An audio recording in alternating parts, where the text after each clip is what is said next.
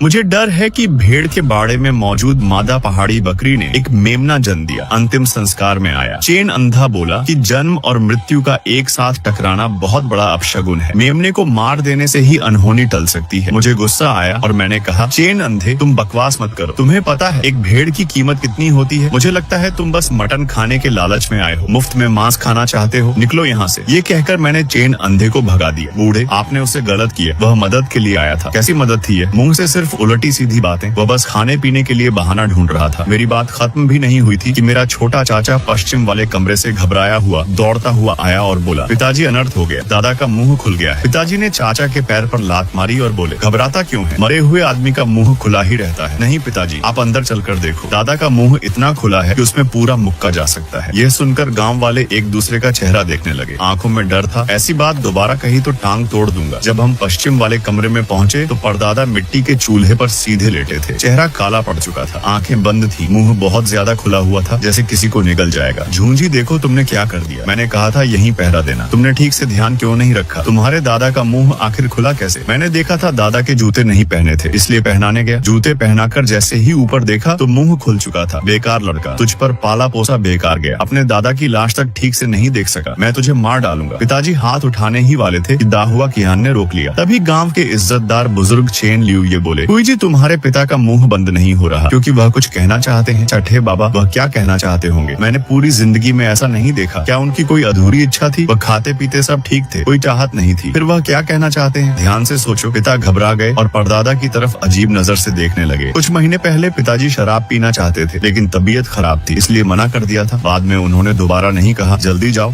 शराब ले आओ। छोटा पानी भैंसा दौड़कर भंडार से शराब की बोतल ले आया। कमरे में अजीब बदबू फैल चुकी थी। पास से देखने पर परदादा की गर्दन पर गीले काले धब्बे उगाए थे। पिताजी, आपकी पसंद की शराब ले आया हूँ, पी लीजिए और मुंह बंद कर लीजिए, शांति से चले जाइए। यह कहकर मैंने शराब उनके मुंह में उड़ेल दी। कोई जी, सुबह तक देख लेना, अगर सब ठीक हो गया तो अंतिम संस्कार कर देना। सब लोग दिन भर थक गए हैं, आंगन में खाना खा लो। झूंझी, तुम यहीं अपने दादा के पास रहना, मैं नहीं रुकूंगा, मुझे डर लगता है। ये सुनकर दादा गुस्से से पैर पटकने लगे और बोले, निकल यहाँ से, मैं तेरी टांग तोड़ दूंगा। छोटा पानी भैंसा, मैं आंगन में सबके साथ खाना खाने जा रहा हूँ, तू बस यहीं बैठा रहना, डरो मत। थोड़ी देर में तेरी दादी खाना भेज देगी। दादा, मुझे डर लग रहा है, मैं नहीं रुकना चाहता। तुम लोग कितने नालायक हो, अपने बुजुर्ग की लाश तक नहीं संभाल सकते। इसी वजह से तुम्हारे परदादा का मुंह बंद नहीं हो रहा। ठीक से यहीं बैठो। उनके गुस्से के आगे मुझे मानना पड़ा। सबके जाने के बाद कमरे में बस मैं और परदादा रह गए। उनका मुंह खुला था, पीले नुकीले दांत बाहर दिख रहे थे। मैं डर के मारे दीवार से सट गया। तभी आंगन से मेमने के मिमियाने की आवाज आई। मैं घबरा गया और अनजाने में परदादा की तरफ देखा। न जाने कब उनकी आंखें खुल गई थी और उनकी आंखें बिल्कुल पहाड़ी बकरी जैसी थी। मेरी खोपड़ी सुन्न हो गई और मैं गिरता पड़ता आंगन की तरफ भागा। मुझे भागते देख दादा गुस्सा हो गए। छोटा पानी भैंसा, तुझे यहीं पहरा देने को कहा था, तू बाहर क्यों आया? दादा, परदादा ने आंखें खोल ली हैं। उनकी आंखें बकरी जैसी लाल हैं। मेरी बात सुनते ही पूरा आंगन खामोश हो गया। सब मुझे घूरने लगे। झूठ मत बोल, तू बस अंदर रुकना नहीं चाहता। मैं अभी जाकर देखता हूँ, अगर आंखें नहीं खुली होंगी तो तुझे जान से मार दूंगा। सब लोग अंदर चले गए। तभी मुझे फिर किसी की नजर अपने ऊपर महसूस हुई। मैंने मुड़कर देखा तो मेमना मुझे घूर रहा था। उसकी नजर अजीब थी, जैसे वह मुझे समझ रहा हो। मैंने हाथ बढ़ाकर कहा, छोटा मेमना इधर आ जा। वह हिला तक नहीं, वह जैसे सोच सकता था। तभी दादा गुस्से में बाहर निकले और बोले, छोटा पानी भैंसा, देखता हूँ तुझे। दादा, उस वक्त मेमने की चीख गूंज उठी। आवाज बहुत डरावनी थी। उसी पल कमरे के अंदर जोर की आवाज आई, जैसे कुछ गिर पड़ा हो। दादा चिल्लाए, अंदर क्या हुआ? पश्चिम वाले कमरे से एक आदमी घबराया हुआ निकला और बोला, बूढ़े बाबू, दादा पलंग से नीचे गिर गए हैं, तुम लोग मुझे परेशान करते हो, सब नालायक हो। ये कहकर दादा दौड़ते हुए अंदर गए। और दादा जमीन पर औंधे पड़े थे। क्या हुआ? वह नीचे कैसे गिरे? मैं मेमने की तरफ देखने गया था। तभी आवाज आई और मुड़कर देखा तो दादा गिर चुके थे। ये नामुमकिन है, कोई उन्हें छुआ तक नहीं। गांव वाले डर से एक दूसरे का मुंह देखने लगे। क्या यह लाश के उठ खड़े होने का मामला है? बकवास मत करो, उनकी मौत प्राकृतिक है, ऐसा नहीं हो सकता। लेकिन यह बहुत अजीब है, किसी को बुला लेना चाहिए। इसमें क्या अजीब है? तुम लोगों ने ही उन्हें नाराज किया है। पिताजी, आप शांति से जाइए, घर की चिंता मत कीजिए। इतना कहते ही आंगन से फिर मेमने की आवाज आई। सबने उधर देखा। मेमना 2 पैरों पर खड़ा हो गया था। उसकी चाल अजीब थी।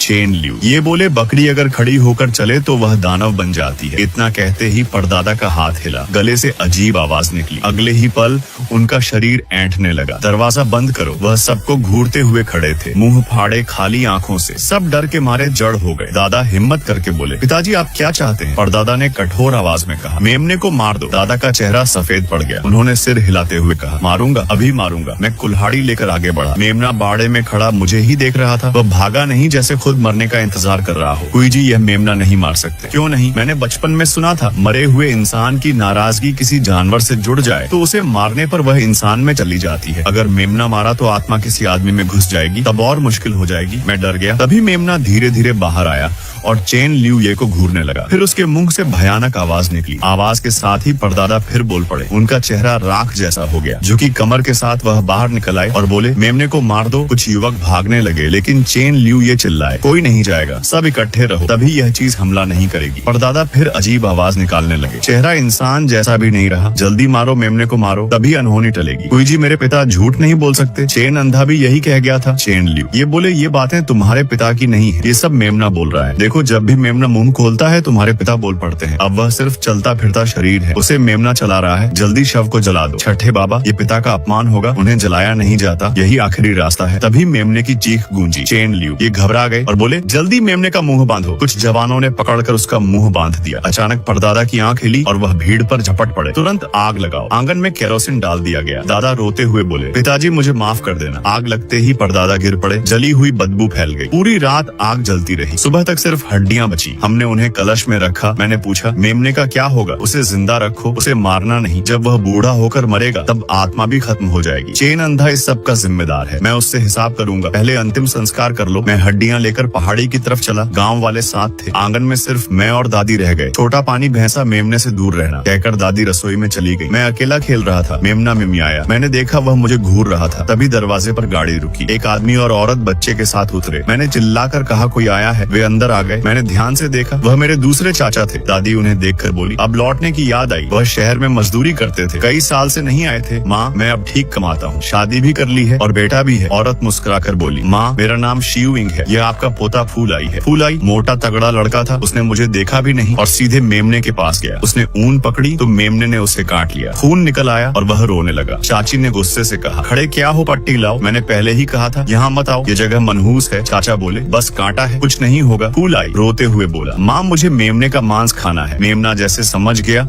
और उसे घूरने लगा। नहीं, ये मेमना नहीं मरेगा, ये अशुभ है। चाची हंसी और बोली, मैंने पहली बार सुना है कि भेड़ में इंसान की आत्मा होती है। आज मैं इसे काट कर ही रहूंगी। वह मेमने की तरफ बढ़ी। तभी मेमना धीरे से दो पैरों पर खड़ा हो गया। उसकी आंखें बिल्कुल परदादा जैसी दिखने लगी।